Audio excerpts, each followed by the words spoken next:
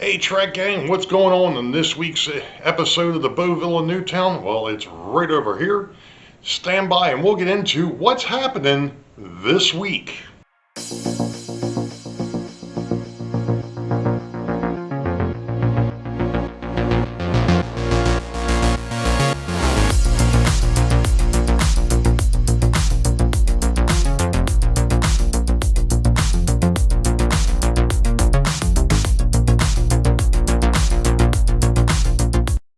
Well, hello Track Gang, and welcome to episode 14 for 2025. It happens to be April the 24th of 2025, and yes, it's Thursday, and this video comes out tomorrow morning.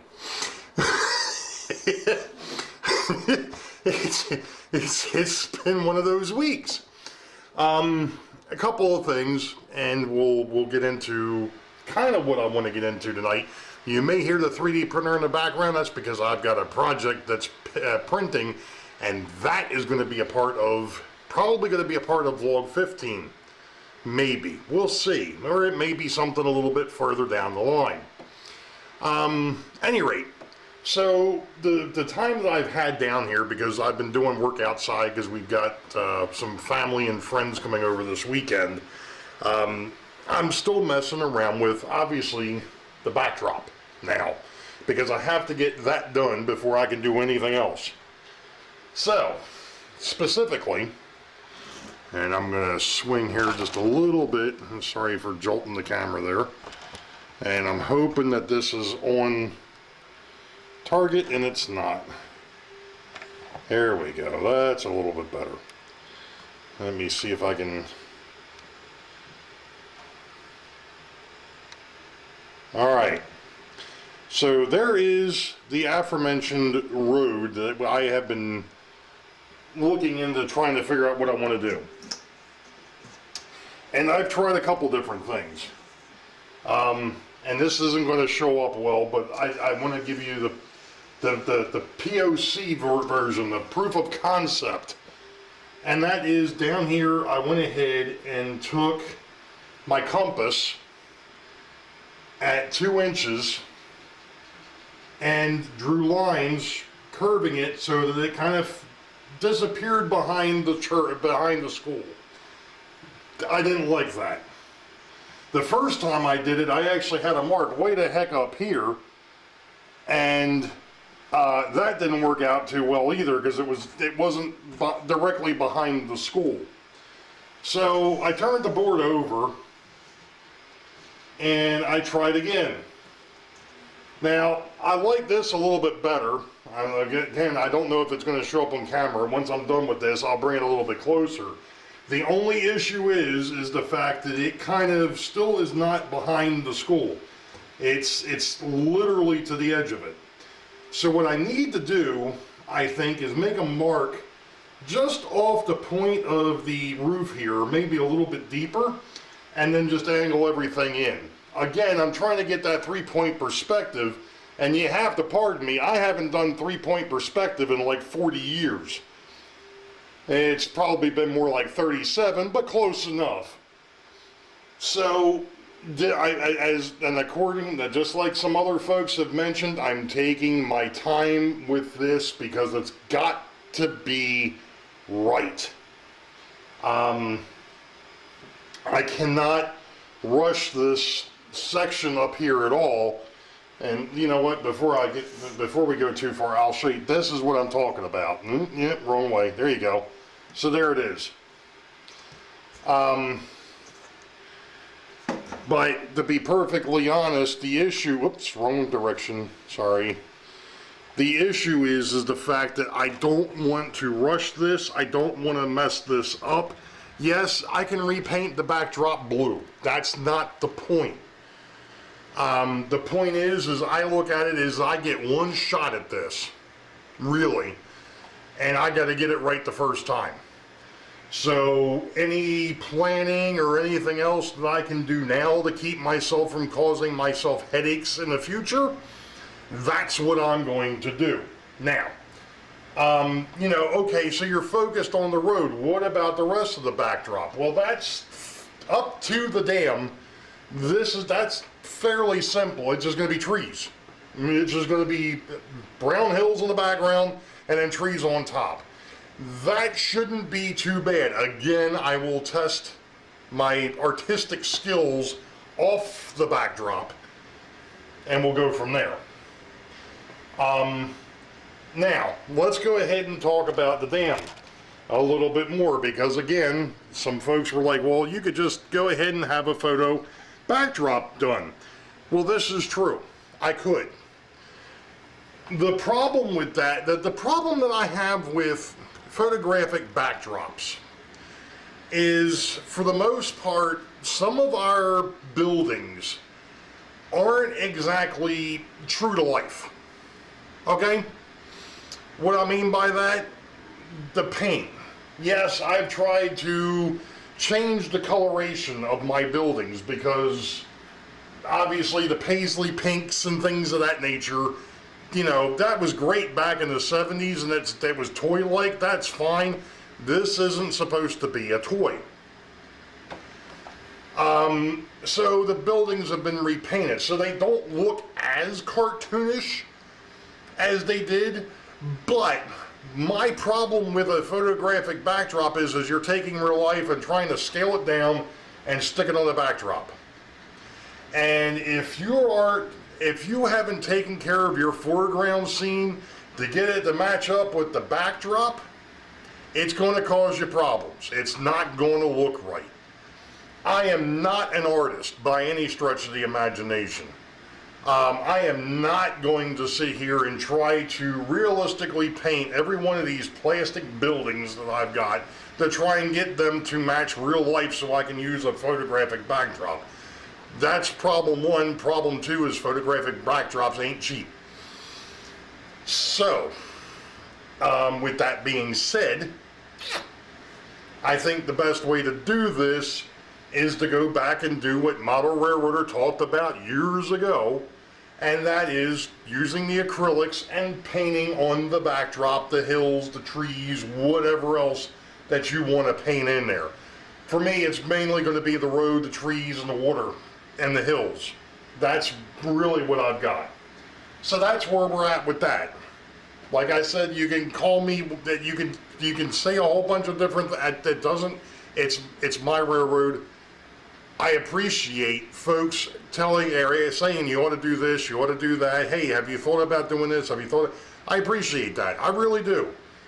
Like I said, if I was striving for 100% realism and was a rivet counter, it might be a little bit different. But because I'm not, and I'm just trying to build a railroad and have trains go through what could be believable scenery, that's where I'm at. So that's kind of the thought process there. I know that was long-winded. That took damn near 5 minutes but it's the truth. I'm sorry, it is. It's somewhere down the line, if I decide I want to upgrade these buildings and so on and so forth and change things and put up a photo backdrop, yeah, okay, fine. Right now, for what I'm doing, no, I'm not going to fork out that kind of cash to do what I'm doing at the moment. Especially since some of this stuff is still kind of in flux too. I mean, there's nothing to say that it's going to stay this way. This here it's still P&D, planning and design. Or proof of concept, POC, right? So anyway, I'm still going to be playing around with the foam core and trying to figure out what the heck I'm doing up here and try to get what little artistic ability that I did have back. And see what I can do. What the hey? Why not?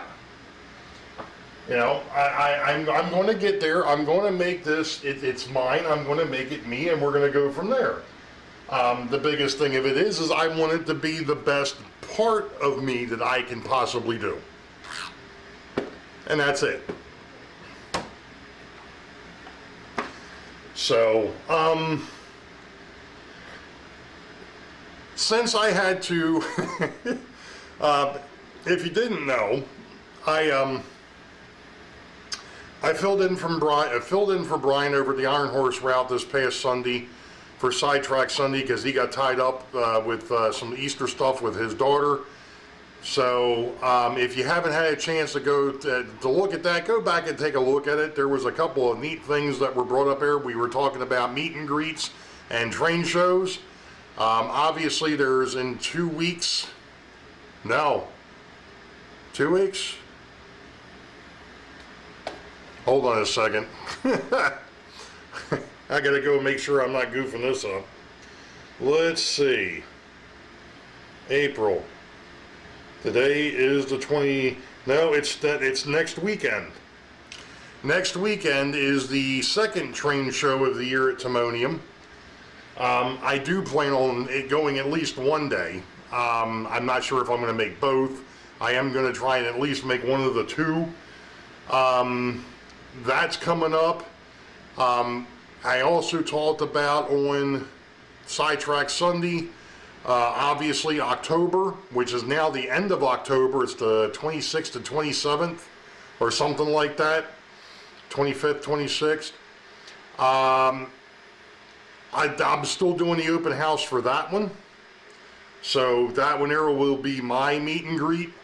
I know Sparky has a meet and greet the 24th, 25th, and 26th of August. That for me is still kind of up in the air. I don't know what's, I really don't know right now. The biggest issue that I have with that is the fact that I've got family coming in. Well, the wife has family coming in from overseas the end of July. Then we've got like 4 days after they leave, and then we're leaving for vacation. So it's like, you know, it's like the end of July, the beginning of the first couple weeks of August. It's going to be a mess for me, and things right now with work are really, really, we're really busy. It's a good thing, but we're really busy.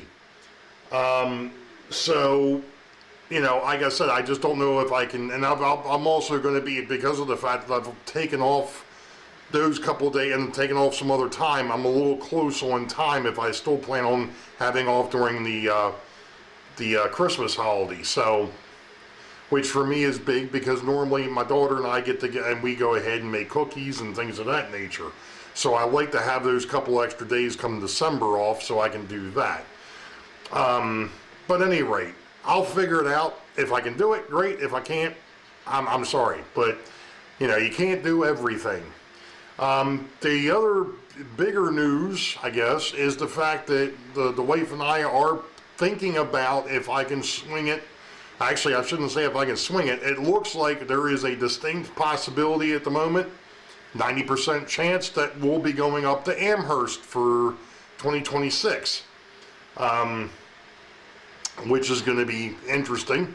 So I've still got some work to do on that front to make sure that I can get a hotel and things of that nature, but it does look like we will be doing Amherst in 26. So, with that being said, I'm going to stop it here.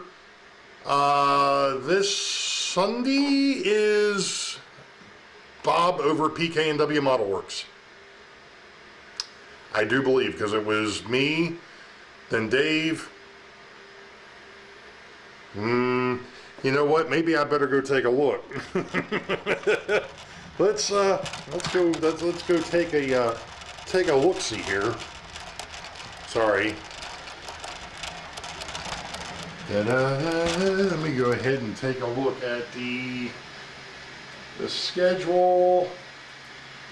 What does the survey say? Once it updates. Let's see here. Yep, it is.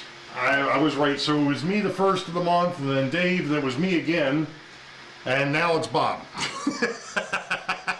So Bob over at PK&W Model Works has got this Sunday at 8 p.m. U.S. Eastern. His link is in the description below, and you all know the deal. Wait for the highball. Green tracks ahead. We'll catch y'all next time. Be safe. God bless. We will see ya.